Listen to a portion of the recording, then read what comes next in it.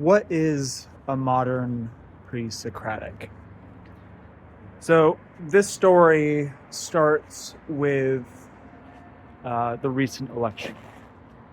And so, like so many people my age, I got involved in politics in a way that I never had before. I've never felt more of a responsibility to be involved. And what happened was I saw a YouTube episode of the show Surrounded, and I was introduced to English philosopher Alex O'Connor. Now, I immediately had respect for his philosophical logic and his rigor, and I really liked the questions he asked. And so I got introduced to his podcast, Within Reason. And it was on his podcast that I discovered Annika Harris. Now, Annika Harris is a writer who works on consciousness and is studying consciousness in a way that was completely novel to me. Thinking of it as fundamentally felt experience.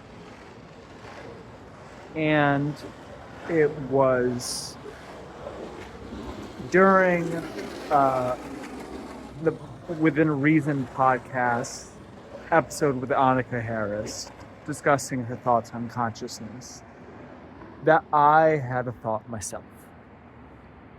And I realized that very quickly that it was not an original thought. I thought of, hey, what if it's kind of like a movie? I'm fascinated with filmmaking. At one point I wanted to go to New York Film Academy to be a director. So, I've learned a fair bit, and this is basic, but what if it's like a movie where still frames pass at 24 frames per second, and you get a moving image out of singular moments in time?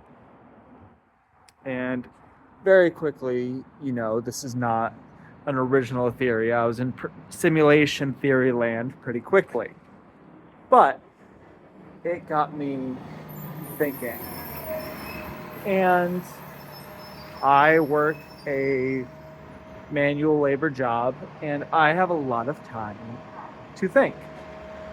I was actually working on a sci-fi trilogy that I wanted to write, that I want to write at the time.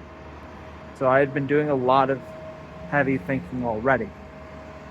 Then I transitioned to the simulation theory and seeing where we go from there.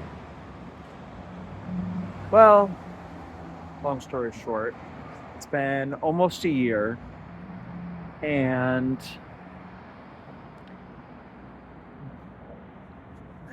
this is where I come to label myself as a modern pre-Socratic. So, modern pre-Socratic refers to the pre-Socratics, for the ancient Greek philosophers before Socrates, Plato, or Aristotle. And there were some pretty crazy guys. A lot of them were just really mean to people. One guy got, his body got waterlogged, and so he thought if he covered himself in poop, it would draw out the water and he would be well again. Instead, he died in the poop. Not trying to do that.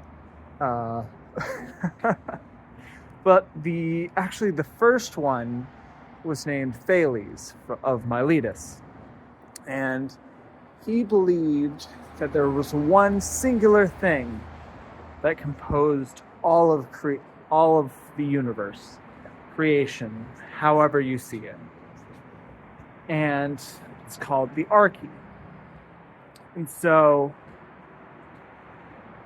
basically there's one thing, one singular reason for all of it. And like that one thing solves everything.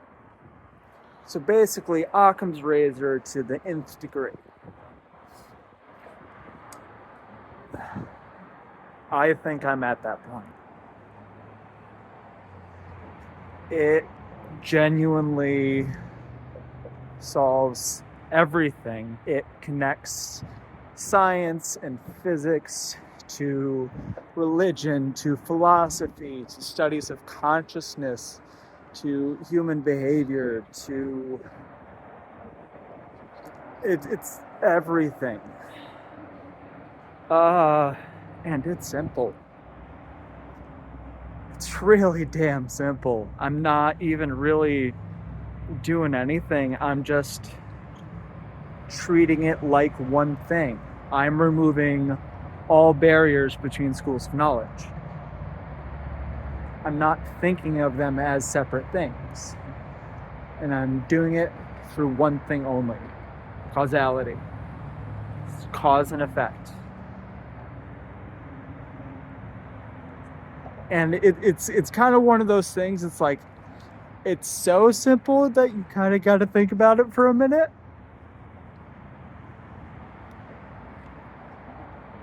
I want to show you guys. I don't really know how to explain it. I'm having trouble figuring out where to start. Got a couple things. I mean, general relativity is hot. We'll start with time. All three phases of it: liquid, gas, and solid. Because there's that. So we'll do that as the next one. All right. We'll see you.